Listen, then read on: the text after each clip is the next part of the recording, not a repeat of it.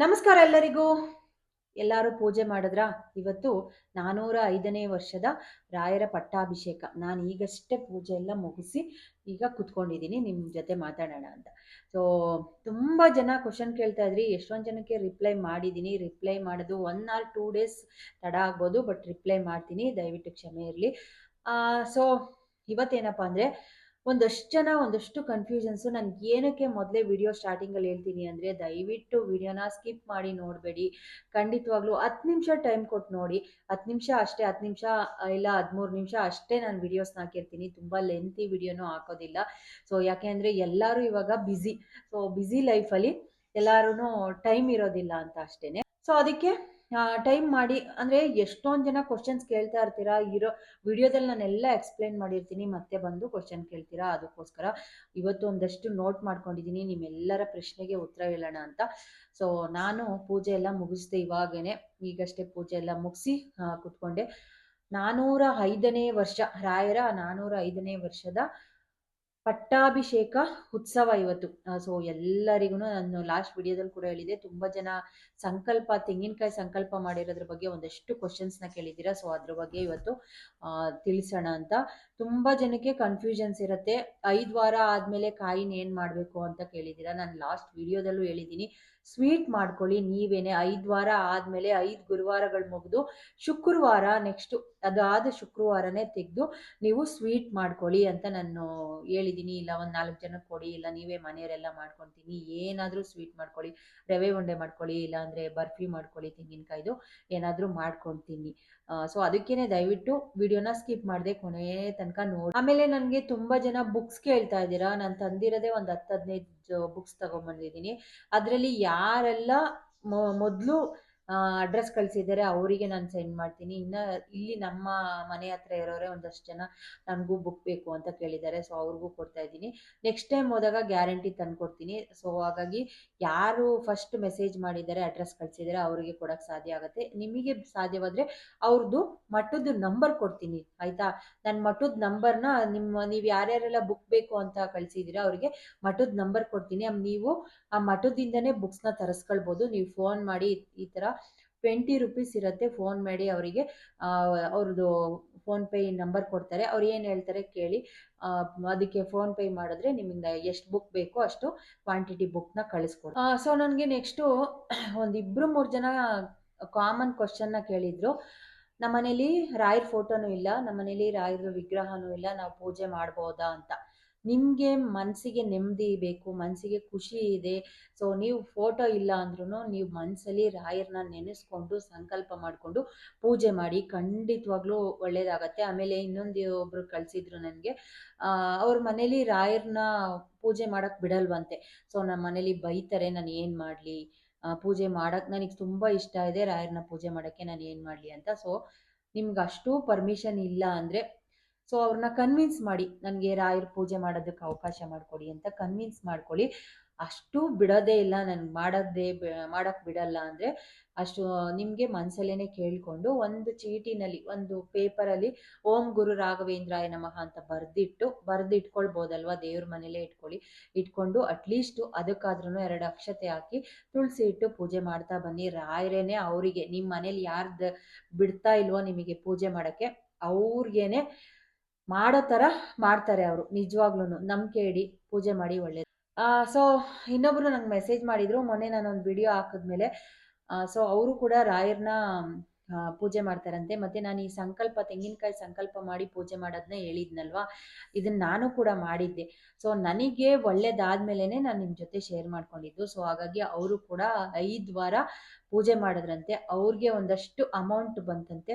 ಅವ್ರಿಗೆ ಕೊಡಬೇಕಾದವರು ತೊಗೊಂಡು ಬಂದು ಕೊಟ್ಟರು. ನನಗೆ ಅಮೌಂಟ್ ಬಂತು ಅಂತ ಮೆಸೇಜ್ ಮಾಡಿದರು. ಸಿಕ್ಕಾಪಟ್ಟೆ ಖುಷಿ ಆಯಿತು. ನನಗೆ ಸಾಧ್ಯವಾದರೆ ಅವ್ರದ್ದು ಇದನ್ನು ಕೂಡ ಮೆಸೇಜ್ನ ಇಲ್ಲಿ ಹಾಕಿರ್ತೀನಿ, ಚೆಕ್ ಮಾಡಿ ಬೇಕಂದರೆ, ನಾನೇನು ಸುಳ್ಳು ಹೇಳ್ತಾ ಇಲ್ಲ. ಸೊ ನಿಜ ನಂಗೆ ಖುಷಿ ಆಯಿತು. ಈ ಥರದ್ದು ತುಂಬ ಜನ ನನಗೆ ಕಮೆಂಟ್ ಮಾಡಿ ತಿಳಿಸ್ತೀರಾ. ಸಖತ್ ಖುಷಿ ಆಗತ್ತೆ. ನಾವು ಈ ಥರ ಪೂಜೆ ಮಾಡೋದ್ರಿಂದ ಒಳ್ಳೇದಾಯಿತು, ನನಗೆ ಈ ಥರ ತುಂಬ ವರ್ಷದಿಂದ ಮದುವೆ ಆಗಿರಲಿಲ್ಲ ಸಿಸ್ಟರ್, ಮದುವೆ ಸೆಟ್ ಆಗಿದೆ ಇವಾಗ ಅಂತ.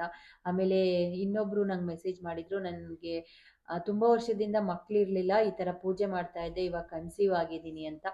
ಸಿಕ್ಕಾಪಟ್ಟೆ ಖುಷಿ ಆಯಿತು. ಅಟ್ಲೀಸ್ಟು ಯಾರಿಗಾದ್ರೂ ಒಂದು ಸ್ವಲ್ಪ ಜನಕ್ಕಾದ್ರೂ ಒಳ್ಳೇದಾಗಿರೋದನ್ನ ನನ್ನ ಜೊತೆ ಶೇರ್ ಮಾಡ್ಕೊಳ್ತಾರಲ್ಲ, ಅದಕ್ಕಿಂತ ಖುಷಿ ಇನ್ನೇನು ಬೇಡ ಅಂತ ಅನ್ಸುತ್ತೆ ನನಗೆ. ಸೊ ಇನ್ನೊಬ್ರು ನನಗೆ ಲೀಲಾ ಫ್ಯಾಷನ್ ಅಂತ ಅವ್ರನ್ನ ಹೇಳ್ತಾ ಇದ್ದೀನಿ. ಅವರು ಒಂದು 5 ಡೇಸ್ ಆಯ್ತೇನೋ ಮೆಸೇಜ್ ಮಾಡಿ, ನಾನು ಸಾಲ್ಟ್ ಇಟ್ಬಿಟ್ಟು ನಮಗೆ ಯಾರು ದುಡ್ಡು ಕೊಡ್ತಾರೆ ಅವ್ರದ್ದು ಕೊಡಬೇಕಾಗಿರತ್ತೆ, ಅವ್ರದ್ದು ಹೆಸರು ಬರೆದಿಟ್ಟು ಈ ಥರ ಪೂಜೆ ಮಾಡಿ ಅಂತ ಹೇಳಿದ್ದೆ. ಸೊ ಅದ್ರದ್ದು ಅವ್ರು ಹೇಳಿದ್ದಾರೆ, ಅಕ್ಕ ನೀವು ಹೇಳಿದ್ದ ಪೂಜೆ ಮಾಡಿದೆ, ಸಾಲ್ಟ್ ಇಟ್ಟು ನನಗೆ ಅಮೌಂಟ್ ಬಂತು ಅಕ್ಕ, so thank you so much ಅಂತ ಕಳಿಸಿದ್ದಾರೆ. ನಾನು ಆ ಸಾಲ್ಟ್ ಬಗ್ಗೆ ಒಂದು ವಿಡಿಯೋನ ಹಾಕಿದ್ದೆ, ಬೇಕಂದರೆ ನಿಮಗೆ ಡಿಸ್ಕ್ರಿಪ್ಷನ್ ಬಾಕ್ಸಲ್ಲಿ ಅದ್ರ ಲಿಂಕ್ ಕೊಟ್ಟಿರ್ತೀನಿ, ನೀವು ಯಾರಾದರೂ ನೋಡಿಲ್ಲ ಅಂದರೆ ನೋಡಿ. ಅದರಿಂದ ಬಂತಂತೆ. ಸೊ ಹಂಗಾಗಿ ಥ್ಯಾಂಕ್ ಯು ಅಂತ ಕಳಿಸಿದ್ದಾರೆ. So thank you so much Leela. So next ಇನ್ನೊಂದಷ್ಟು ಜನ ಬೆಳಿಗ್ಗೆ ಪೂಜೆ ಮಾಡಬೇಕಾ ಇಲ್ಲ ಸಂಜೆ ಪೂಜೆ ಮಾಡಬೇಕಾ ಅಂತ ಕನ್ಫ್ಯೂಷನ್ಸ್ ಇದೆ. ನಿಮಗೆ ಯಾವಾಗ ಸಾಧ್ಯ ಆಗುತ್ತೆ, ಇವಾಗ ಕೆಲ್ಸಕ್ಕೆ ಹೋಗೋರಿಗೆಲ್ಲ ಬೆಳಿಗ್ಗೆನೆ ಪೂಜೆ ಮಾಡೋಕ್ಕೆ ಅಷ್ಟು ಬೇಗ ಆಗಲ್ಲ ಅನ್ನೋರು ಸಾಯಂಕಾಲ ಆರಾಮಾಗಿ ಪೂಜೆ ಮಾಡ್ಬೋದು, ಏನೂ ತೊಂದರೆ ಇಲ್ಲ. ನೀವು ಆಮೇಲೆ ಬೆಳಿಗ್ಗೆ ತಲೆಗೆ ಸ್ನಾನ ಮಾಡಿರ್ತೀವಿ, ಸಾಯಂಕಾಲನೂ ಸ್ನಾನ ಮಾಡಬೇಕಾ ಅಂತ ಕೇಳಿದ್ದೀರಾ. ನಿಮಗೆ ಸಾಧ್ಯವಾದರೆ ಇವಾಗ ಸಾಯಂಕಾಲ ಸ್ನಾನ ಮಾಡೋಕ್ಕಾಗಲ್ಲ ಅಂದವರು ಬೆಳಿಗ್ಗೆ ಹೇಗೂ ಮಾಡಿರ್ತೀರಲ್ವಾ, ಸೊ ತಲೆಗೆ ಸ್ನಾನ ಮಾಡಿಕೊಂಡು ಆಫೀಸಿಗೆ ಹೋಗೋದು ಇಲ್ಲ ಕಾಲೇಜಿಗೆ ಹೋಗೋದು ಆ ಥರ ಇದ್ದಾಗ ಸಾಯಂಕಾಲ ಕೈಕಾಲು ತೊಳ್ಕೊಂಡು ನೀಟಾಗಿ ತಲೆ ಮೇಲೆ ಒಂದು ಸ್ವಲ್ಪ ನೀರು ಹಾಕ್ಕೊಂಡು ಪೂಜೆ ಮಾಡಿದ್ರೆ ಸಾಕು. 2 ಟೈಮ್ಸು ಸ್ನಾನ ಮಾಡಬಾರ್ದು. ಸೊ 2 ಟೈಮ್ಸ್ ಸ್ನಾನ ಮಾಡೋದು ಅದು ಬೇರೆ ಟೈಮಲ್ಲಿ. ಸೊ ಹಾಗಾಗಿ ನಾವು ಬೆಳಿಗ್ಗೆ ಸ್ನಾನ ಮಾಡಿದ್ರೆ ಓಕೆ, ಇಲ್ಲ ನಿಮ್ಗೆ ಅಷ್ಟು ಸಮಾಧಾನ ಆಗಿಲ್ಲ ಅಂದರೆ ಬೆಳಿಗ್ಗೆ ನೀವು ಆರಾಮಾಗಿ ಕೈಕಾಲು ಮುಖ ತೊಳ್ಕೊಂಡು ನಿಮ್ಮ ಕೆಲ್ಸಕ್ಕೆ ಹೋಗಿ ಮುಗಿಸ್ಕೊಂಡು ಬಂದು ಸಾಯಂಕಾಲ ತಲೆಗೆ ಸ್ನಾನ ಮಾಡಿ ಆರಾಮಾಗಿ ನೆಮ್ಮದಿಯಾಗಿ ಪೂಜೆ ಮಾಡ್ಬೋದು, ಅದನ್ನು ಕೂಡ ಮಾಡ್ಕೊಳ್ಬೋದು. ಸೊ ಈ ಪೂಜೆ ಮಾಡುವಾಗ ತುಂಬ ಜನರ ಕಂಪ್ಲೇಂಟ್ ಏನು ಗೊತ್ತಾ, ತುಂಬ ಜನರ ಕ್ವಶನ್ಸು, ನಂಗೆ ಮೋಸ್ಟ್ ಆಫ್ ದ ಕ್ವಶನ್ಸ್ ಇದೇ ಬಂದಿರೋದು, ನಾನ್ ವೆಜ್ ತಿನ್ನಂಗಿಲ್ವಾ ಅಂತ. ಬೇಡ, ಖಂಡಿತವಾಗ್ಲೂ ತಿನ್ಬೇಡಿ, ನಾನು ಇದನ್ನೊಂದು ತಿನ್ನಲೇಬೇಡಿ ಅಂತ ಹೇಳ್ತೀನಿ. ನಾನು 5 ವೀಕ್ಸ್ ಆಗೋ ತನಕನೂ ತಿನ್ನಬೇಡಿ ಅಂತ ಹೇಳಿಲ್ಲ, ಗುರುವಾರ ಮಾತ್ರ ಬಿಡಿ, ಗುರುವಾರ ಮಾತ್ರ ನಾನ್ ವೆಜ್ ಎಲ್ಲ ತಿನ್ನೋದಕ್ಕೆ ಹೋಗಬೇಡಿ. ಸೊ ಅವತ್ತು ಒಂದಿನಾದ್ರೂ ಭಕ್ತಿಯಿಂದ ಪೂಜೆ ಮಾಡಿ, ಭಕ್ತಿಯಿಂದ ಸ್ವಲ್ಪ ವೆಜಿಟೇರಿಯನ್ ಆಗಿ, ಸಾಧ್ಯವಾದರೆ ಇಡೀ ಗುರುವಾರ ಬಿಡಿ. ಅಂದರೆ ಈ ಪೂಜೆ ಆಗೋ ತನಕ ಅಲ್ಲ, ರಾಯರನ್ನ ನೀವು ಪೂಜೆ ಮಾಡ್ತಿದ್ದೀರಾ ಅಂದರೆ ಪ್ರತಿ ಗುರುವಾರ ನಾನ್ ವೆಜ್ ತಿನ್ನೋದನ್ನ ಬಿಟ್ಬಿಟ್ಟು ಸಂಕಲ್ಪ ಮಾಡಿ ಕೇಳ್ಕೊಳ್ಳಿ, ಖಂಡಿತವಾಗ್ಲೂ ಒಳ್ಳೇದು ಮಾಡ್ತಾರೆ. ಸೊ ಸಾಧ್ಯವಾದರೆ, ಇಲ್ಲ ನಾವು ತಿಂತೀವಿ ಅಂದರೆ ಅದು ನಿಮ್ಮ. ನೆಕ್ಸ್ಟ್ ಇನ್ನೊಬ್ರು ಕಾಯಿ ಇಟ್ಟು ಪೂಜೆ ಮಾಡಿ 1 ವಾರಕ್ಕೇನೆ ಕಾಯಿ ಒಡೆದೋಯ್ತು, ಏನು ಮಾಡಲಿ, ಸಿಕ್ಕಾಬಟ್ಟೆ ಭಯ ಆಗ್ತಾ ಇದೆ ಅಂತ ಕೇಳಿದ್ದಾರೆ. ಭಯ ಪಡ್ಕೊಳ್ಬೇಡಿ, ಅಂಥದ್ದು ಏನೂ ಆಗಲ್ಲ. ಒಂದೊಂದ್ಸತಿ ಬಿಸಿಲಿಗೆ ಮತ್ತು ನಾವು ದೇವ್ರ ಮನೇಲಿ ಈ ಥರ ದೀಪ ಹಚ್ಚಿ ನಾವು ಹೊಗೆ ಇದೆಲ್ಲ ಕೊಡ್ತೀವಲ್ವಾ, ಧೂಪ ಎಲ್ಲ ಹಾಕ್ತೀವಲ್ವಾ, ಇದಕ್ಕೂ ಹೀಟಿಗೂ ಕಾಯಿ ಒಡೆದೋಗುತ್ತೆ. ಅದಕ್ಕೇ ತೆಂಗಿನಕಾಯಿನ ಬಿಡಿಸ್ಕೊಳ್ಳುವಾಗ್ಲೇ ಸ್ವಲ್ಪ ಇದನ್ನ ಮಾಡ್ಕೊಳ್ಳಿ, ಅಂದರೆ ಜುಟ್ಟಿರಲಿ ಸ್ವಲ್ಪ, ಪೂರ್ತಿಯಾಗಿ ತೆಗಿಯೋದಕ್ಕೆ ಹೋಗ್ಬಿಡಿ. ಜುಟ್ಟಿರೋ ತೆಂಗಿನಕಾಯಿನೇ ತಗೊಳ್ಳಿ, ಸ್ವಲ್ಪ ಜುಂಗ್ ಅಂತೀವಲ್ವಾ, ಜುಂಗ್ ಇರೋದನ್ನೇ ಸ್ವಲ್ಪ ಥಿಕ್ನೆಸ್ ಆಗಿದ್ದಾಗ ಕಾಯಿ ಬೇಗ ಹೊಡೆಯಲ್ಲ. ನಾವು ಪೂರ್ತಿ ಜುಂಗೆಲ್ಲ ಕಿತ್ತಾಕಿದ್ರೆ ಕಾಯಿ ಸೀಳ್ಬಿಡತ್ತೆ, ಹಂಗಂತ ತುಂಬ ತಲೆ ಕೆಡಿಸ್ಕೊಳಕ್ಕೆ ಹೋಗ್ಬೇಡಿ. ಸೊ ಇನ್ನೊಂದಷ್ಟು ಜನಕ್ಕೆ ಕನ್ಫ್ಯೂಷನ್ ಏನಂದರೆ, ಈ ತೆಂಗಿನಕಾಯಿ ಸೀಳ್ಬಿಟ್ಟು ಹೋಯ್ತು, ಇವಾಗ ನೆಕ್ಸ್ಟ್ ವಾರ ನಾವೇನು ಮಾಡಲಿ ಅಂತ ಕೇಳ್ತೀರಾ. ನೆಕ್ಸ್ಟ್ ವಾರ ಆ ತೆಂಗಿನಕಾಯಿನ ತೆಗೆದು ಬೇರೆ ತೆಂಗಿನಕಾಯಿ ಇಟ್ಟು ಸಂಕಲ್ಪ ಮಾಡಿ ಪೂಜೆ ಮಾಡ್ಕೊಳ್ಳಿ, ಯಾವುದೇ ಟೆನ್ಷನ್ ಬೇಡ ನಿಮಗೆ. ಸೊ ನೆಕ್ಸ್ಟ್ ಇನ್ನೊಬ್ರು ಸವಿತಾ ಅಂತ, ನಿಮ್ಮ ವಿಡಿಯೋನಲ್ಲಿ ಎಲ್ಲಾದ್ರ ಬಗ್ಗೆ ಕ್ಲಾರಿಟಿ ಸಿಗತ್ತೆ, ದೇವ್ರ ಬಗ್ಗೆ ಯಾವ ಥರ ಮಾಡಬೇಕು ನೀವು ಸ್ಪಷ್ಟವಾಗಿ ಮಾಹಿತಿನ ಕೊಡ್ತೀರಾ, ಬಟ್ ಆದರೆ ಪೀರಿಯಡ್ಸ್ ಬಗ್ಗೆ ನೀವು ಯಾಕೆ ಸ್ಪಷ್ಟ ಮಾಹಿತಿನ ಕೊಡ್ತಾ ಇಲ್ಲ ಪ್ಲೀಸ್ ಹೇಳಿ ಅಂತ ಕೇಳಿದ್ದಾರೆ. ಓ ಮೈ ಗಾಡ್, ನನಗೆ ಪೀರಿಯಡ್ಸ್ ಬಗ್ಗೆನೂ ಹೇಳ್ತಾ ಇರ್ತೀನಿ, ನೀವೆಲ್ಲ ಸ್ಕಿಪ್ ಮಾಡಿದ್ದೀರಾ ಅನ್ಸುತ್ತೆ ಸಿಸ್ಟರ್. ಇವಾಗ 5-6 ಡೇಸ್ ಕೆಲವ್ರಿಗೆ ಪೀರಿಯಡ್ಸು 5-6 ಡೇಸ್ ಆದ್ರೂ ಅದು ಹೋಗ್ತಾ ಇರುತ್ತೆ, ಬ್ಲೀಡ್ ಆಗ್ತಾ ಇರುತ್ತೆ. ಸೊ ಅಂಥವ್ರು ಕಂಪ್ಲೀಟಾಗಿ ಬ್ಲೀಡಿಂಗ್ ನಿಂತಾದ್ಮೇಲೆ ರಾಯರ ಪೂಜೆನ ಮಾಡಿ ಅಂತ ಹೇಳ್ತೀನಿ. ಸೊ ಕಮೆಂಟ್ ಕೂಡ ನಾನು ಮಾಡಿದ್ದೀನಿ. ಕೆಲವರು 3 ಡೇಸಿಗೆ ಮಾಡ್ಬೋದಾ 4 ಡೇಸಿಗೆ ಮಾಡ್ಬೋದಾ ಅಂತ ಕೇಳ್ತೀರಾ. ನಿಮಗೆ ಅಟ್ಲೀಸ್ಟ್ ಮಿನಿಮಮ್ ಒಂದು 5 ಡೇಸ್ ಆದರೂ ಆಗಲಿ. ಆಮೇಲೆ ಇನ್ನೊಂದೇನಪ್ಪ ಅಂದರೆ, ನಿಮಗೆ ಬ್ಲೀಡಿಂಗ್ ಫುಲ್ಲು ಕಂಪ್ಲೀಟಾಗಿ ಸ್ಟಾಪ್ ಆಗಿದೆ ಅಂದರೆ ನೀವು ಮಾಡ್ಕೊಳ್ಬೋದು.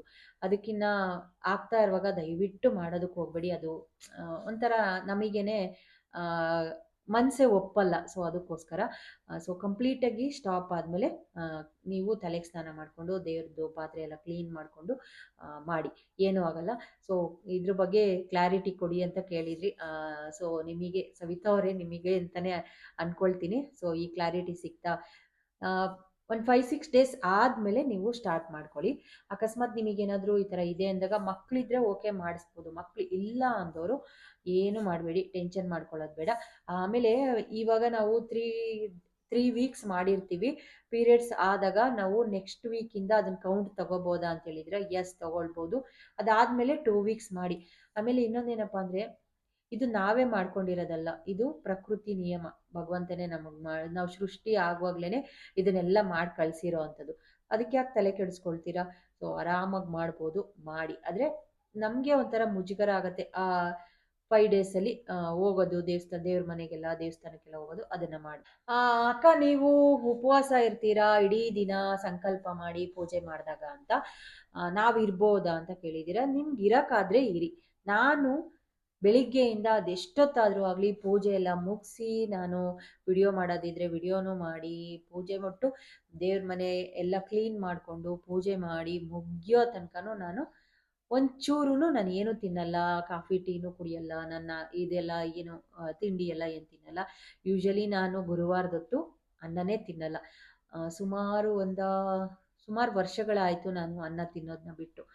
ಚಪಾತಿ ನಮ್ಮ ಮನೇಲಿ ಪ್ರತಿ ಗುರುವಾರ ಚಪಾತಿ ತಿಂಡಿಗೆ, ಮತ್ತು ಮಧ್ಯಾಹ್ನ ಅದೇ ಏನಾದರೂ ಇದ್ರೆ ತಿಂದಿರ್ತೀನಿ ಅಷ್ಟೇ. ನಮ್ಮ ಮನೇಲೆಲ್ಲ ಒಂಥರ ಅಡ್ಜಸ್ಟ್ ಆಗ್ಬಿಟ್ಟಿದ್ದಾರೆ. ಮಕ್ಕಳು ಅಷ್ಟೇ, ಇವತ್ತು ಗುರುವಾರ ಏನು ತಿಂಡಿ ಅಂದರೆ ಅವರೇ ಹೇಳ್ತಾರೆ ಇವತ್ತು ನಮ್ಮ ಮನೇಲಿ ತಿಂಡಿ ಚಪಾತಿ ಅಂತ. ಸೊ ಹಾಗಾಗಿ ಚಪಾತಿ ರೆಗ್ಯುಲರ್ ಆಗಿ. ರಾತ್ರಿ ಮಾತ್ರ ಉಪ್ಪಿಟ್ಟು ಫಿಕ್ಸ್. ನಾವು ಎಲ್ಲರೂ ಫ್ಯಾಮಿಲಿಲಿ ನಾವಿರೋರು ಅಷ್ಟೂ ಜನನು, ಮಕ್ಕಳು, ಹಸ್ಬೆಂಡು ಎಲ್ಲರೂ ಸೆಟ್ ಆಗಿಬಿಟ್ಟಿದ್ದೀವಿ. ನೈಟ್ ಮಾತ್ರ ಉಪ್ಪಿಟ್ಟು, ಇಲ್ಲಾಂದರೆ ರಾಗಿ ಮುದ್ದೆ ಮಾಡ್ತೀವಿ. ಒಂದೊಂದು ದಿವಸ ಗಂಜಿ ಮಾಡ್ತೀವಿ. ಗಂಜಿ ಕುಡಿದ್ರೆ ಮಕ್ಕಳಿಗೆ ಗಂಜಿ ಕುಡಿದಾಗ ನಮ್ಗೆ ಹೊಟ್ಟೆ ತುಂಬಲ್ಲ, ಹೊಟ್ಟೆ ಅಂತ ಹೇಳ್ತಾರಲ್ವ. ಸೊ ಹಾಗಾಗಿ ಉಪ್ಪಿಟ್ಟು ಮಾಡ್ತೀವಿ, ಬಿಸಿ ಬಿಸಿ ಉಪ್ಪಿಟ್ಟು ಮಾಡ್ಕೊಳ್ತೀವಿ. ಸೊ ಹಾಗಾಗಿ ಎಲ್ಲರೂ ರೂಢಿ ಆಗ್ಬಿಟ್ಟಿದ್ದಾರೆ ಮನೇಲಿ. ಯಾಕೆ ತಿನ್ನಲ್ಲ ಅಂತ ಏನು ಅನ್ನಲ್ಲ. ಸೊ ಇದು ನಮ್ಮ ಮನೆಯ ಪದ್ಧತಿ. ಹಾಗಾಗಿ ನೀವು ಉಪವಾಸ ಇದು ಮಾಡ್ತೀವಿ ಏನೋಂಗಿದ್ರೆ ಮಾಡಿ, ಏನೂ ಪ್ರಾಬ್ಲಮ್ ಇಲ್ಲ. ಆಗಲ್ಲ ನಮಗೆ ಅನ್ನೋರು ಸೊ ಈ ಥರ ಪೂಜೆ ಆಗೋ ತನಕ ನಾನು ಪೂಜೆ ಆಗೋ ತನಕ ಉಪವಾಸ ಇರ್ತೀನಿ. ನೀವು ಬೆಳಿಗ್ಗೆನೇ ಉಪವಾಸನೇ ಇದು ಮಾಡಬೇಕು ಅಂತ ಇಲ್ಲ. ಸೊ ಬೆಳಿಗ್ಗೆನೇ ತಿಂಡಿ ತಿಂದು ಸ್ನಾನ ಮಾಡಿ, ಅಟ್ಲೀಸ್ಟು ತಿಂಡಿ ತಿಂದಾದ್ಮೇಲೆ ಸ್ನಾನ ಮಾಡ್ಕೊಳ್ಳಿ. ಸೊ ನನಗೆ ಇನ್ನೊಂದು, ಇದು ನಿಮಗೆ ಸಖತ್ ಖುಷಿ ಆಯಿತು. ರಿತು ಅಂತ ಅವ್ರದ್ದು ID. ಅವರು ಅಕ್ಕ, ನನಗೆ ಗಂಡು ಮಗು ಬೇಕು ಅಂತ ಕೇಳಿದ್ದೆ, ರಾಯರು ಅದನ್ನು ಕರುಣಿಸಿದ್ದಾರೆ. ನಾನು ಪ್ರತಿ ಗುರುವಾರ ನಾನ್ ವೆಜ್ ತಿನ್ನಲ್ಲ. ನಮ್ಮ ಜೀವ ಇರೋವರೆಗೂ ರಾಯರಿಗೆ ಪ್ರಾಮಿಸ್ ಮಾಡಿದ್ದೀವಿ. ನಮ್ಮ ಯಜಮಾನ್ರು ತಲೆ ಕೂದಲು ಕೂಡ ಕೊಟ್ಟರು ಅಂತ ಕಳಿಸಿದ್ದೀರಾ. ಸೊ ನಾನು ಅವ್ರಿಗೆ ರಿಪ್ಲೈನೂ ಕೂಡ ಮಾಡಿದ್ದೆ. ಈ ಥರ ಭಕ್ತಿ ತಾನಾಗೆ ಬರಬೇಕು. ಸೊ ನಾವು ಹೇಳಿ ಇನ್ನೊಬ್ಬರಿಗೆ ಅದನ್ನು ಮಾಡೋದಲ್ಲ. ಸೊ ಅವರಿಗೆ ಒಳ್ಳೆಯದಾಗಿದೆ. ರಾಯರನ್ನ ನಂಬಿರೋರಿಗೆ ಇವಾಗಂತೂ ನನಗೆ ಅನಿಸತ್ತೆ ಕೋಟ್ಯಾಂತರ ಭಕ್ತರು ಜಾಸ್ತಿ ಆಗ್ತಾ ಇದೆಯೇನೋ ಈ ನಡುವೆ ಅಂತ ಅನ್ಸತ್ತೆ. ನಿಜವಾಗ್ಲೂ ನಂಗೆ ತುಂಬ ಖುಷಿ ಆಗತ್ತೆ.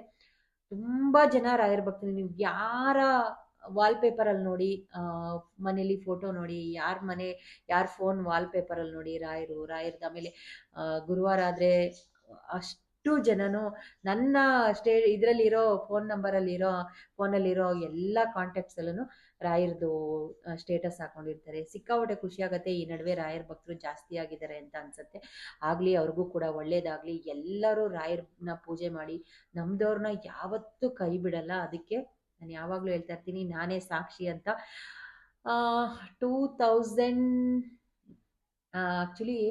2007 ಅನ್ಸುತ್ತೆ ನಾನು ರಾಯರನ್ನ ಪೂಜೆ ಮಾಡೋಕ್ಕೆ ಸ್ಟಾರ್ಟ್ ಆಗಿ. ಇನ್ನೇನು 1 ವರ್ಷ ಕಳೆದ್ರೆ 20 ವರ್ಷದಿಂದ ನಾನು ಪೂಜೆ ಮಾಡ್ತಾ ಇದ್ದೀನಿ ರಾಯರನ್ನ. ನನಗೆ ಈ ಥರ ರಾಯರ ಮಠ ಇದೆ, ಈ ಥರ ರಾಯರಿಗೆ ಪೂಜೆ ಮಾಡಬೇಕು ಅಂತ ಗೊತ್ತಾಗಿದ್ದೇನೆ ನಾವು ಬಾಡಿಗೆ ಮನೇಲಿದ್ದಾಗ ನಮಗೆ ಓನರ್ ಆಂಟಿ ಇದ್ದರು. ಸೊ ನಾನು ಅವ್ರನ್ನ ಯಾವತ್ತೂ ಮರೆಯಲ್ಲ.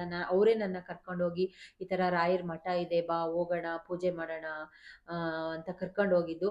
ಸೊ ನಾನು ಅಲ್ಲೋಗಿ ಸಂಕಲ್ಪ ಮಾಡಿ, ನನಗೆ ಮೊದಲನೇ ಮಗು ಗಂಡು ಮಗು ಬೇಕು ಅಂತ ನಾನು ಅರಸ್ಕೊಂಡು ಬಂದು ಪೂಜೆ ಮಾಡಿ, ನಾನು ಫಸ್ಟ್ ಮುಡಿನ ಅವನಿಗೆ ದೊಡ್ಡವನಿಗೆ ಮಂತ್ರಾಲಯಕ್ಕೆ ಕೊಟ್ಟು ಅಲ್ಲಿ ಕಡಲೆ ಸಕ್ಕರೆ ಎಲ್ಲ ಹಂಚ್ಕೊಂಡು ಬಂದು ಎಲ್ಲರಿಗೂ ಪೂಜೆ ಮಾಡಿಸ್ಕೊಂಡು ಬಂದಿದ್ವಿ. ಸೊ ಅದು ಒಂದು ಸಣ್ಣ ಇದನ್ನು ನಿಮ್ಮ ಹತ್ರ ಶೇರ್ ಮಾಡ್ಕೊಳ್ತೀನಿ. ಹೌದು, ನಾನು ಅವಾಗಿಂದ ನಂಬಕ್ಕೆ ಸ್ಟಾರ್ಟ್ ಮಾಡಿದ್ದೀನಿ. ಸೊ ಇಲ್ಲಿಂದ ಇಷ್ಟಕ್ಕೆ ತೊಗೊಂಡು ಬಂದುಬಿಟ್ಟಿದ್ದಾರೆ ಅಂದರೆ ಅದಕ್ಕೆ ನನ್ನ ರಾಯರೇ ಕಾರಣ. ಸೊ ಹಾಗಾಗಿ ರಾಯರನ್ನ ತುಂಬ ಬಿಲೀವ್ ಮಾಡ್ತೀನಿ ನಾನು. ಸೊ ಆಮೇಲೆ ಇನ್ನೊಂದಷ್ಟು ಜನ ಚೀಟಿ ಏನು ಮಾಡಬೇಕು, ಕಾಯಿ ಏನು ಮಾಡಬೇಕು, ಕಾಯಿದ ಬಗ್ಗೆ ಹೇಳ್ದೆ ಸ್ವೀಟ್ ಮಾಡ್ಕೊಳ್ಳಿ ಅಂತ. ಚೀಟಿ ಏನು ಮಾಡಬೇಕು, ಚೀಟಿ ಏನು ಮಾಡಬೇಕು ಅಂತ ಕೇಳ್ತಿದ್ದೀರಾ. ನೀವು ಬರೆದು ಸಂಕಲ್ಪ ಮಾಡಿ ಪೂಜೆ ಮಾಡಿದ್ದೀರಲ್ವಾ, ನಿಮ್ಮ ಕೆಲಸ ನೀವು ಅನ್ಕೊಂಡಿದ್ದ ಕೆಲಸ ಆಗಿದೆ ಅಂದರೆ ಅದನ್ನ ಏನು ಮಾಡಿ ಗೊತ್ತಾ, ನಾನು ಇವತ್ತು ಹೇಳ್ತಾ ಇದ್ದೀನಿ ಕೇಳಿಸ್ಕೊಳ್ಳಿ. ಅದನ್ನು ತುಳಸಿ ಗಿಡಕ್ಕೆ ಮಣ್ಣನ್ನ ತೆಗೆದುಬಿಟ್ಟು ತುಳಸಿ ಗಿಡಕ್ಕೆ ಅದನ್ನು ಪೇಪರ್ನ ಅದರೊಳಗಡೆ ಮುಚ್ಚಿ ನೀರು ಹಾಕಿ, ನಿಮ್ಮ ಕೆಲಸ ಆಗಿದ್ರೆ ಆಯ್ತಾ. ಮತ್ತೆ ಕೇಳಿಸ್ಕೊಳ್ಳಿ, ಮತ್ತೆ ಮತ್ತೆ ಹೇಳ್ತೀನಿ, ನಿಮ್ಮ ಕೆಲಸ ಆಗಿದ್ರೆ ಮಾತ್ರ ತುಳಸಿ ಗಿಡದೊಳಗಡೆ ಆ ಪೇಪರ್ನ ಮುಚ್ಚಿ ಮಣ್ಣಾಕಿ ನೀರಾಕಿ ಅದನ್ನ, ನಿಮ್ಮ ಕೆಲಸ ಆಗಿದ್ರೆ. ಇನ್ನೂ ನಿಮ್ಮ ಕೆಲಸ ಆಗಿಲ್ಲ ಅಂದರೆ ನಿಮ್ಮ ಪರ್ಸಲ್ಲಿ ಇಟ್ಕೊಳ್ಳಿ. ಆ ಕೆಲಸ ಆಗ ತನಕನೂ ನೀವು ಏನು ಸಂಕಲ್ಪ ಮಾಡಿ ಪೂಜೆ ಮಾಡಿದ್ದೀರೋ ಆ ಕೆಲಸ ಆಗ ತನಕನೂ ಪರ್ಸಲ್ಲಿ ಇಟ್ಕೊಂಡಿರಿ. ನಿಮ್ಮ ಕೆಲಸ ಆದಮೇಲೆ ಅದನ್ನು ಚೀಟಿನ ತೆಗೆದು ಮಣ್ಣಲ್ಲಿ ಊತಾಕ್ರಿ, ತುಳಸಿ ಗಿಡದ ಹತ್ರ ಮಣ್ಣಲ್ಲಿ ಊತಾಕ್ಬಿಡಿ. ಸೊ ಅದಕ್ಕೆ ಪದೇ ಪದೇ ಕೇಳ್ತಾ ಇರ್ತೀರಾ ಚೀಟಿ ಏನು ಮಾಡಲಿ, ಚೀಟಿ ಏನು ಮಾಡಲಿ ಅಂತ. ಸೊ ಅದಕ್ಕೋಸ್ಕರ ಓಕೆ. ಸೊ ಈ ಲಾಗ್ನ ಇಲ್ಲಿಗೆ ಎಂಡ್ ಮಾಡ್ತೀನಿ. ಸಾಕು ಇಷ್ಟು ಅಂತ ಅನ್ಸತ್ತೆ ಮಾಹಿತಿ. ಇದೇ ಮಂಗಳವಾರ ಅಂದರೆ 24ನೇ ತಾರೀಕು ರಾಯರ ವರ್ಧಂತಿ, ರಾಯರ ಹುಟ್ಟಿದ ಹಬ್ಬ ಬರ್ತಾ ಇದೆ. ಅವತ್ತು ಕೂಡ ಎಲ್ಲರೂ ಭಕ್ತಿಯಿಂದ ಪೂಜೆ ಮಾಡ್ಕೊಳ್ಳಿ, ನಿಮ್ಗೆ ಏನು ಬೇಕು ಕೇಳ್ಕೊಳ್ಳಿ, ಸಂಕಲ್ಪ ಮಾಡಿ, ಖಂಡಿತವಾಗ್ಲೂ ರಾಯರು ನೆರವೇರಿಸ್ತಾರೆ. ಎಲ್ಲರಿಗೂ ಮತ್ತೊಮ್ಮೆ ಒಳ್ಳೇದಾಗಲಿ, ಆ ರಾಯರು ಎಲ್ಲರಿಗೂ ಒಳ್ಳೇದು ಮಾಡಲಿ. ಭಕ್ತಿಯಿಂದ ಶ್ರದ್ಧೆಯಿಂದ ಪೂಜೆ ಮಾಡಿ, ಬೇರೆಯವ್ರಿಗೆ ಕೆಟ್ಟದ್ದನ್ನು ಬಯಸಬೇಡಿ, ನಿಮಗೂ ಕೂಡ ಒಳ್ಳೇದು ಮಾಡೇ ಮಾಡ್ತಾರೆ. ಈ ಲಾಗ್ನ ಇಲ್ಲಿಗೆ ಎಂಡ್ ಮಾಡ್ತೀನಿ. ಮುಂದಿನ ಲಾಗಲ್ಲಿ ಮತ್ತೆ ಸಿಗ್ತೀನಿ. ಅಲ್ಲಿ ತನಕ ನಿಮ್ಗೆ ಏನೇ ಡೌಟ್ಸ್ ಇದ್ರೂ ಕಮೆಂಟ್ ಮಾಡ್ತಾ ಇರಿ, ನಾನು ರಿಪ್ಲೈ ಮಾಡ್ತಾ ಇರ್ತೀನಿ. ಸೊ ನಮಸ್ಕಾರ, love you all, thank you so much friends, thank you so much.